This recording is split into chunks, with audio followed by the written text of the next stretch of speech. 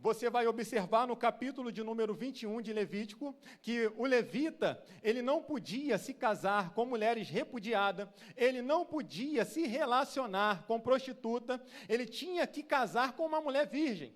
Mas não era somente esse o requisito para ele ser ordenado futuramente a um sacerdote. Na verdade, ele também precisava entender que lhe era exigido também ter um padrão físico, praticamente, podemos dizer, impecável. Ele não podia ter defeito de maneira nenhuma. Um levita, ele não podia ser cego, não podia ser coxo, manco, ele não podia ter sarnas, não podia ter pés e mãos quebradas, não podia ter membros atrofiados ou demasiadamente compridos, não podia ser anão, não podia ser carcunda, ele não podia ter doenças infecciosas, não podia, se tivesse qualquer tipo de anormalidade na sua saúde ou na sua vida física, integridade física, automaticamente ele seria desqualificado e não podia mais servir nos serviços sacerdotais e ministrar no templo. O levita também precisava entender que se quisesse se tornar sacerdote no seu tempo determinado, ele precisava estudar demais. Ele precisava entender a respeito dos animais, uma vez que era os sacerdotes que inspecionava quais eram os animais impuros, quais eram os animais puros, quais eram os animais que estavam em imperfeitas condições para ser sacrificado e apresentado ao Senhor. Era o levita que observava isso. E isso chama a minha atenção. Por quê? Porque tinha algumas recomendações segundo a lei de Deus, mas na verdade ele precisava aprender na prática, porque naquela época não tinha IA, não tinha Google, na verdade, não tinha esse tipo. Hoje em dia nós vamos baixar na IA ou então no Google, na verdade, e vamos colocar animais que eram impuros para o povo de Israel, vai vir um acervo de animais que era puro, mas naquele tempo ele precisava aprender, e isso exigia um esforço desses homens para andar e observar visivelmente os animais que eram qualificados, e observar se havia mancha, se esses animais tinham um tempo qualificado para ser apresentado, se excedia 1 ano de idade, não podia mais ser apresentado ao Senhor a sacrifício. Então ele tinha que ter essa atenção, esse esforço para observar isso, mas não somente estudar a respeito da veterinária, mas o levita também, ele precisava entender a respeito da saúde humana, uma vez que naquela época o surto de lepra era gigante, cerca de 30 tipos de doença de pele diferente, e não somente isso, pessoas que viviam com uma vida, com uma doença que provavelmente poderia causar, infecção a outras pessoas, e isso iria provocar aquelas pessoas, um estado de surto, uma epidemia. Então, era da responsabilidade do sacerdote fazer o que, irmãos? Analisar e observar se esse homem estava doente, se essa lepra estava no processo evolutivo, estava evoluindo para melhor, se estava piorando, se estava estagnado, e aí tinha que colocar num lugar separado. Era responsabilidade do levita isso, mas estudar também muito bem as leis cíveis, estudar a Torá principalmente, porque cabia ao sacerdote, e também, porque não os levitas, a responsabilidade de instruir, de ensinar, de doutrinar o povo a estar diante da palavra do Senhor e não viver uma vida de pecado. Ezequiel, ele vai entender tudo isso, e principalmente, irmãos, vale a pena também ressaltar e dizer aqui, que o levita, ele precisava entender que caso aprovado, passasse por todas essas exigências, não seria automaticamente, de fato, sendo ordenado ao sacerdócio. Por quê, irmãos? Porque havia um tempo determinado pelo Senhor. A respeito disso, nós vamos observar lá no livro de Levítico, que o levita, quando ele completasse 25 anos, sendo da linhagem de Arão, ele poderia ser consagrado a sacerdote. Todavia, ele seria, com 30 anos, oficializado ao serviço sacerdotal.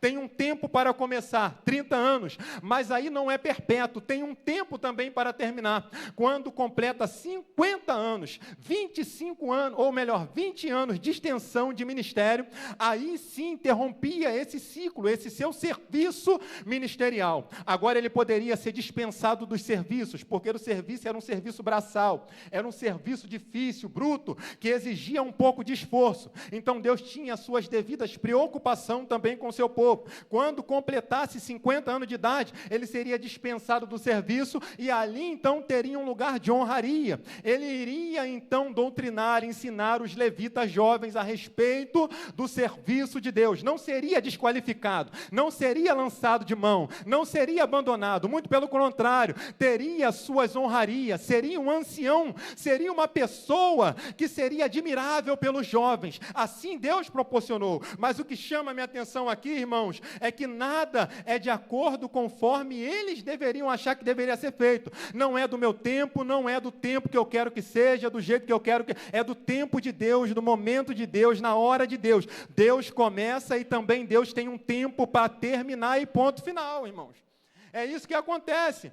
Paulo, por que tu está querendo dizer tudo isso? Rapidinho, acelerou na introdução, por causa do tempo. Por que eu estou querendo dizer isso? Porque Ezequiel, sendo da tribo de Levi, e sendo da linhagem sacerdotal, conforme eu disse, e tendo vivido os seus primeiros 25 anos de vida lá em Jerusalém, cabe dizer que Ezequiel, ele passou esse período todo se preparando, irmãos, se qualificando para esse tão grande dia, de um dia ser consagrado. Isso aconteceu com 25 anos de idade, a sacerdote, mas ele almejava aquele exato momento, de que com 30 anos de idade, ele ser agora de forma oficial, ser um sacerdote para servir ao Senhor no templo. É maravilhoso, porque Ezequiel, ele estuda, Ezequiel, ele busca, Ezequiel se esforça, Ezequiel, ele passa a entender dos animais, Ezequiel passa agora a tentar entender um pouco mais do homem, da saúde humana. Ezequiel, ele entende da palavra de Deus, das profecias, da Torá, ele tem um esforço terrível, sem sombra de dúvida, irmãos, esse era o maior sonho da vida de Ezequiel. Eu não posso deixar de dizer isso, este era o maior sonho da vida de Ezequiel, de um dia se tornar sacerdote, servir no templo, vestir a estola sacerdotal, há de entrar lá, e por que não, se talvez cair em sorte, entrar ali e levar o pão para a mesa, lá no lugar santo, e ofertar e oferecer para o Senhor, trabalhar para o reino. Esse era o maior sonho que Ezequiel tinha. Porém, meus amados irmãos, em um determinado dia, mesmo com todo esforço que Ezequiel tinha, mesmo com toda a dedicação que Ezequiel vai ter, eis que vem um dia terrível na vida de Ezequiel. Que dia é esse? Um dia em que Nabucodonosor vai se levantar mais uma vez, vai fazer a sua incursão, há de entrar em Jerusalém e levar cativo todos os povos, e lá também está sendo capturado Ezequiel. Agora Ezequiel, meus amados irmãos, está observando e vendo durante a sua caminhada o seu sonho se acabando, os seus planos caindo por terra, os seus projetos indo embora. Parece que aquilo acaba frustrando o coração de Ezequiel, irmãos. Por quê? Porque Ezequiel conhece as profecias, e ele sabe, porque ele ouviu de Ezequiel, que esse tempo de cativeiro iria durar-se, pois 70 anos. Então Ezequiel, com 25 anos de idade, sendo deslocado para a Babilônia, jamais iria regressar para Jerusalém e servir ao Senhor no seu ofício sacerdotal. Acabou esse sonho de Ezequiel, acabou agora esse plano de Ezequiel. Parece que alguém pegou um balde de água fria e jogou nos planos e nos projetos de Ezequiel. Parece que alguém pegou um pá de cal e jogou agora nos projetos de Ezequiel. Ezequiel está sendo conduzido com os demais cativos às margens do rio Quebar, num rio lá da Babilônia, e lá ele está locado, e naquele exato momento, meus amados irmãos, parece que tudo se acabou. Meus amados irmãos, talvez tem pessoas que estão vivendo isso hoje, porque tanto projetou, tanto almejou, tanto buscou, sonhou com tudo isso e não consegue ainda ver esse sonho sendo realizado. Projetou, mas esse projeto, esse planejamento não sai do papel de maneira nenhuma. Tem alguma coisa que está sendo emperrada, mas uma coisa eu venho aqui para dizer nesta noite: Deus nos trouxe aqui para nós entendermos aquilo que Ele quer falar aos nossos corações. Sabe o que é? Tem sonhos, tem projetos, tem planejamentos, tem coisas que nós fazemos que talvez não é da vontade de Deus, e não é pecado você planejar, não é pecado você sonhar, não é pecado você projetar. Talvez você se sentou à mesa, pegou um papel e uma caneta e começou a escrever a respeito do seu futuro. Eu quero ser isso, quero ser aquilo, eu quero ter isso, quero ter aquilo. E talvez isso é louvável. E Deus no trono da glória está observando e está até mesmo falando, que legal, positivo, muito bom, está sonhando. Mas esse projeto e estes sonhos, talvez, mesmo sendo bons, mesmo sendo agradável, não é da vontade de Deus, meus amados irmãos. Talvez não deu certo ainda, porque simplesmente não foi da vontade de Deus, não foi do plano de Deus, não é um projeto de Deus, mas nada se acabou, meus irmãos. Sabe por quê? Porque existem projetos que não vão se realizar, porque é projeto do homem. O homem, ele vai projetar e não vai dar certo. O homem, ele vai sonhar e talvez não vai realizar esse tão grande sonho. O homem, ele vai planejar e nada vai acontecer, não vai dar certo. Mas de uma coisa nós temos certeza, e por isso que nós estamos aqui, que é o quê? Que o nosso Deus, ele tem um plano, ele tem projeto, e os planos de Deus não vão ser destruídos, os projetos de Deus não vão ser desfeitos, meus amados irmãos, e por isso que nós estamos aqui nesta noite. Ainda que o plano do homem venha a ser falho, o de Deus jamais falhará. Já disseste uma vez, Jó, inspirado pelo Espírito Santo, bem sei que tudo podes. Olha o que Jó estava vivendo. Jó ainda estava na sarjeta. Deus não tinha mudado o cativeiro dele. Talvez você está dentro desse cenário, mas eu quero convidar você a também dizer, assim como Jó disse, bem sei que tudo podes e nenhum dos seus planos podem ser frustrados. Eu tentei, eu projetei, eu sonhei, eu quis fazer, não deu certo, mas agora chegou o momento de Deus entrar em cena, e o plano, o projeto de Deus vai se cumprir, porque a vontade de Deus vai prevalecer em nossas vidas. Assim aconteceu na vida de Ezequiel. Ezequiel talvez está vendo os seus sonhos acabando, todos os seus projetos agora sendo emperrados, tudo se acabando, e é natural, irmãos, a pessoa, quando está dentro desse contexto, começar a questionar e fazer os seus devidos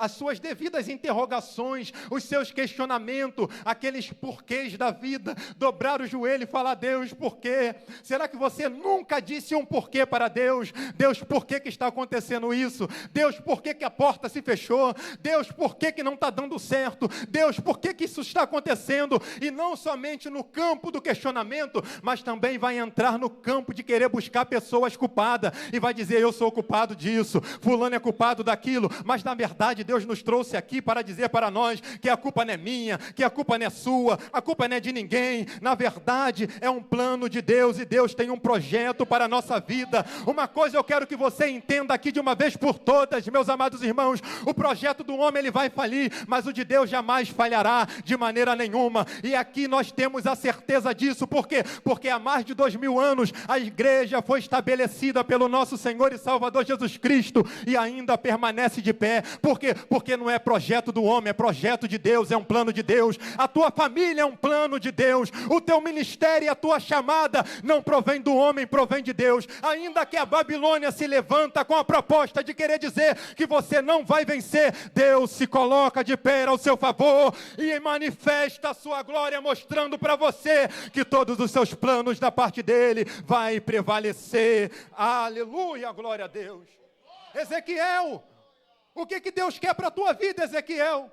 Ezequiel, ele sonhou em ser um sacerdote. Deus não queria sacerdote na Babilônia, não precisava. Deus precisava de quê, irmãos? De uma voz profética lá naquele lugar, meus irmãos. Deus precisava levantar alguém para dizer àquele povo rebelde, obstinado de coração, e até mesmo os judeus que se afastaram, assim diz o Senhor, assim diz o Senhor, assim diz o Senhor. Deus está nos levantando para ser uma voz profética nessa geração que precisa ouvir palavra de Deus. Deus conta comigo e contigo para isso. E para aumentar ainda mais a pressão de Ezequiel, meus irmãos, a mais ainda o drama de Ezequiel. Imagina agora Ezequiel. Um ano vai se passando, 2 anos, 3 anos, 4 anos, 5 anos. Ezequiel está à margens do rio Quebar, lá na Babilônia, junto com os outros cativos. Muitas pessoas já desistiram. Uma vez que você vai observar, a partir dos capítulos 2 em diante de Ezequiel, você vai observar os judeus, abandonando a Deus. Os judeus agora, nesse exato momento, dando as costas para Deus. Muitos judeus que estavam ali juntamente com Ezequiel desistiram. Parece que a Babilônia está gritando no ouvido, está gritando na mente mente daquele povo, dizendo: não vale a pena vocês servirem a Deus, não vale a pena você servir a Deus. Porém, Ezequiel estar ali, tentando se manter firme ainda. Imagine agora a Babilônia pressionando a mente de Ezequiel, dizendo: Ezequiel, será que valeu a pena você passar esse tempo todo buscando ao Senhor? Ezequiel, será que valeu a pena, Ezequiel, você se esforçar? Valeu a pena, Ezequiel, você passar noites e madrugadas estudando a respeito da lei? Será que valeu a pena você ser fiel a Deus? Será que valeu a pena, Ezequiel, você ser fiel à sua mulher? Será que valeu a pena, Ezequiel, você não se deitar como uma prostituta? Será que valeu a pena, Ezequiel, você ter todo cuidado e zelo com o teu corpo para não quebrar um braço ou uma perna e ser desqualificado? Olha onde você está, Ezequiel. Olha onde você está, Ezequiel. E a pior coisa que vai acontecer, irmão, talvez, é a Babilônia gritando: aonde está o teu Deus, Ezequiel? Cadê o teu Deus? Cadê o teu Deus? Cadê o teu Deus, Ezequiel? E nesse momento, Ezequiel está vivendo uma das fases mais terríveis de sua vida. Que fase é essa? É a fase do silêncio de Deus, aonde que Deus não fala. 1 ano se passa, 2 anos, 3 anos, 4 anos, 5 anos, e Deus não fala nada, mas Ezequiel permanece de pé. Parece que eu estou vendo isso acontecendo na minha e na sua vida. Talvez você está dentro desse cenário, talvez você está no momento do silêncio de Deus, e o mundo está gritando no teu ouvido. Será que valeu a pena você pegar a Bíblia, colocar debaixo do braço, adentrar por essas portas? Mas Deus, nesse exato momento, resolveu falar aos seus corações: valeu a pena, e ainda vale a pena servir a um Deus tão poderoso, que tem poder para mudar o quadro de vida do homem. Esse momento, meus amados irmãos, vai acabar, aonde que parece que nada mais vai dar certo. Eis que sempre haverá um dia marcado na agenda de Deus para Deus mudar a vida da pessoa. E olha o que Ezequiel ele vai dizer. Meus irmãos, era apenas um dia comum. Não era um dia de festa. Né? O nosso querido diácono, né, Rafael Bach, que faz aniversário hoje, não está dentro desse momento. Mas no meu, hoje é dia 18 de junho. Eu não tenho aniversário do meu pai, não é aniversário da minha mãe, minha mãe já faleceu.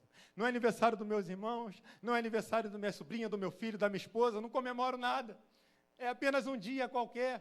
É mais um dia, meus irmãos. Mas Deus é especialista em pegar um dia normal, em um dia que você levanta e fala: eu vou viver mais uma vez.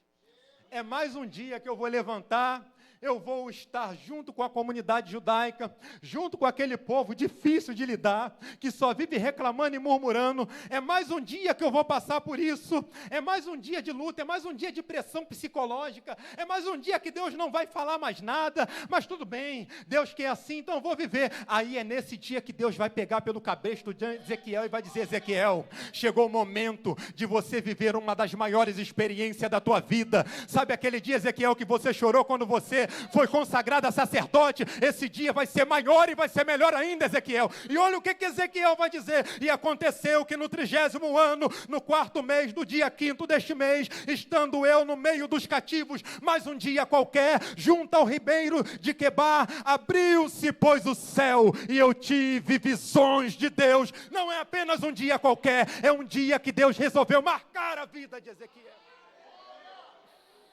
Paulo, o que Ezequiel ele vai contemplar? Ele contempla os céus se abrindo. Não é o céu, é os céus se abrindo. Quando você vai lá no original no hebraico, é Hashamaim, ou seja, esse mem no final dá uma noção de que está no plural. Os céus se abriram. Os judeus vão dizer que tem 7, nós acreditamos que são 3, mas pode ter 1 milhão de céus. Deus vai abrir todos os céus para nós contemplarmos a sua glória.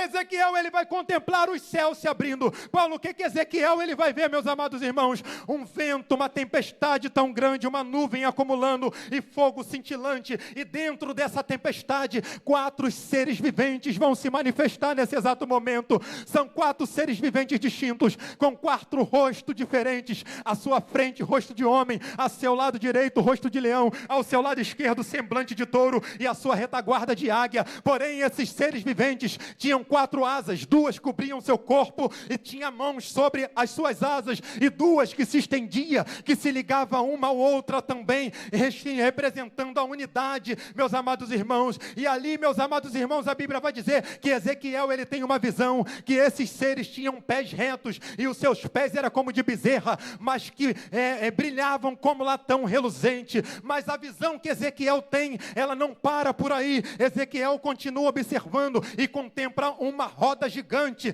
que talvez pega da terra até o topo do céu, uma roda grande, e rodas sobre rodas, e dentro dessa roda existem vários olhos, e essas rodas estavam de forma sincronizada. Aonde que os seres, eles se movimentavam, as rodas também se movimentavam. Se os seres paravam, ela também parava. Se os seres se elevavam, as rodas também se elevavam. Mas o que chama a minha atenção aqui, meus amados irmãos, é que esses seres, conforme o capítulo 1, versículo 12, não quer dizer que eles iam por conta própria, mas era o Espírito Santo que conduzia eles para um lado e para o outro, como um relâmpago. E Ezequiel está contemplando tudo isso de forma sincronizada. Mas não para essa visão de Ezequiel. Ezequiel, ele contempla acima da cabeça desses seres um firmamento, uma plataforma de cristal, mas essa plataforma tem alguém que está acima dela. Esta plataforma tem um trono, e nesse trono tem arco-íris em sua volta. Porém o trono não está vazio, porque se o trono estiver vazio, é sinal de abandono, é sinal de fracasso e de derrota.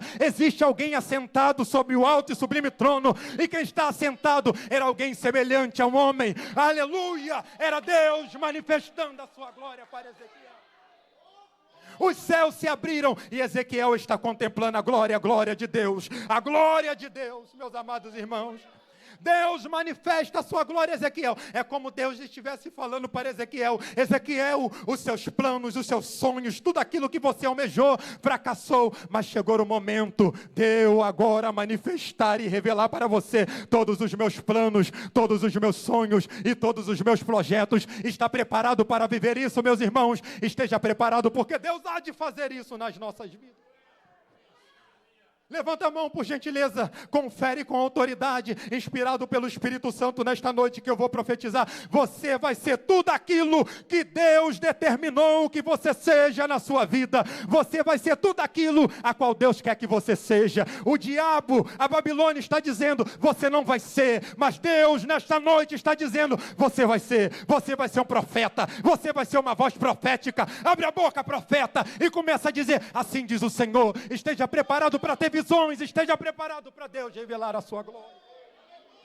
Abando minaragachurianda labaragasi, andore minaraga. O minaragachurianda labaragasios. Alguma coisa interessante aqui, irmãos. Aleluia. Nós vamos contemplar aqui, vamos aplicar rapidinho para acabar, né? Logo no versículo de número 1, nós vamos observar Ezequiel sendo muito detalhista e metódico. Meus amados irmãos, ele vai deixar bem claro que no ano, na data, o dia, estando eu em tal lugar, dessa forma, assim. Alguns estudiosos e a tradição vai dizer que foi no dia 31 de julho de 593 a.C., de uma forma bem detalhada. Ezequiel, ele tem essa maior experiência da sua vida. Note que Ezequiel vai relatar isso com muito detalhe. Por que Ezequiel ele vai relatar isso com detalhe? Ele vai ser detalhista, porque é o ano da mudança de Ezequiel. Ezequiel ele vai relatar isso, e vai ser bem detalhista e metódico, porque, irmãos, porque é o ano que os céus se abrem para Ezequiel. É o ano da chamada de Ezequiel. Isso me faz recordar, meus amados irmãos, sabe o quê? Isso faz me recordar.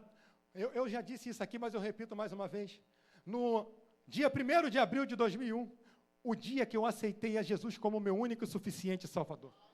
Eu tenho uma Bíblia Thompson, velhinha já, mas está lá anotadinha, o dia da minha conversão, o dia que eu me converti ao Senhor, o dia que eu fui batizado com o Espírito Santo e o dia que eu fui batizado nas águas. Deixei muito bem relatado. E eu lembro-me como se fosse hoje, como a experiência de eu receber o batismo com o Espírito Santo e com fogo. E está relatado, está em minha memória. Por quê, meus irmãos? Buscava eu incansavelmente. Aceitei a Jesus em abril. no mês de junho, eu estava buscando ao Senhor, em 2001, junho de 2001, buscando ao Senhor incansavelmente, buscando. Sempre tinha aquela campanha, vem aqui à frente que nós vamos orar por você, para você ser batizado. Não deixe de vir à frente, vem com fé. E tem um segredo aí, né? Quando você vir à frente, não fica de boca fechada, não. Abre a tua boca e fica dando glória. Glória, glória, glória, glória. Se quiser acelerar o glória, vai ser melhor ainda. Glória, glória, glória, glória, glória, glória, glória, glória. Isso acontecia comigo. A língua enrolava. Eu voltava para casa e não era batizado. Aí, num calor intenso nesse dia, né? Eu fui dormir no quarto da minha mãe e do meu pai, porque só lá que tinha ar-condicionado. Pego o colchão e entro lá de intrujão. Vou deitar do lado da minha mãe. E lá deitado do lado da minha mãe, eu vou dormir. Levanto de manhã e vou para a escola. Retorno cheio de fome, adolescente com fome, querendo comer e almoçar. Mas antes de almoçar, a minha mãe chega até mim e fala, vem cá que eu quero conversar contigo. Você está ficando maluco? Está ficando doidão? Por quê? Porque de madrugada você me levanta e fica me cutucando, falando um montão de língua estranha, que eu não estava entendendo nada. Eu falei, Deus, espera aí. Mãe, só um minutinho que eu vou conversar com Deus. Subi até o terraço, o tempo do devocional que eu fazia com Deus, e falei, Deus, se o Senhor me batizou com o Espírito Santo dormindo, que o Senhor confirma aqui nesse momento. Glória, glória. Comecei a falar em línguas estranhas. Eu não sei nem se a vizinhança estava vendo, mas era rajada de língua para lá e para cá. Não deixava de falar em línguas estranhas. Experiência que Deus vai fazer com que nós venhamos registrar. O meu batismo no mês de agosto. Paulo, e aí, Paulo? Já parou nada? Ainda estou com a caneta esperando mais experiência a ser relatado. Entenda uma coisa, meus amados irmãos. Deus está fazendo com que você pegue caneta, papel, lápis, apontador, fichário, bloco, iPod, iPad, bloco de nota. Faça isso porque você vai viver momentos. Aleluia! Que você precisa relatar. É momentos inenarráveis, momentos especiais que Deus vai proporcionar para todos. Meu Deus. O que é que eu aprendo aqui nessa passagem, irmãos? Que os céus, ele não vai se abrir para todo mundo. Imagina Ezequiel, ele está à margem do rio Quebar, e lá, juntamente com os outros cativos, mas somente é Ezequiel que vai ter essa visão. Somente é Ezequiel que vai ver os céus se abrindo, e é somente Ezequiel que vai ouvir a voz de Deus. Paulo, nem todo mundo que está aqui está ligado, mas nesta noite, Deus já abriu os céus, e se você ainda está contemplando o céu fechado, eu quero convidar a você a abrir a tua boca e dar glória a Deus, porque o céu está aberto. E se porventura você está ligado e os teus céus estão abertos, fala educadamente com essa pessoa que está incomodando você. Meu querido irmão, o meu céu está aberto. Por quê, meus amados? O meu céu estando aberto, eu vejo a manifestação da glória de Deus, eu vejo o poder de Deus, eu vejo Deus agindo, eu vejo Deus se manifestando. A Bíblia vai nos dizer que Estevão, ele viu os céus, ainda no último instante da sua vida, eis que ele viu os céus abertos, e o Filho do Homem à destra do Todo-Poderoso, ele contemplou a glória de Deus. Meus amados irmãos, os nossos céus precisam estar abertos, porque breve o nosso Senhor e Salvador Jesus Cristo há de aparecer na gente de onde...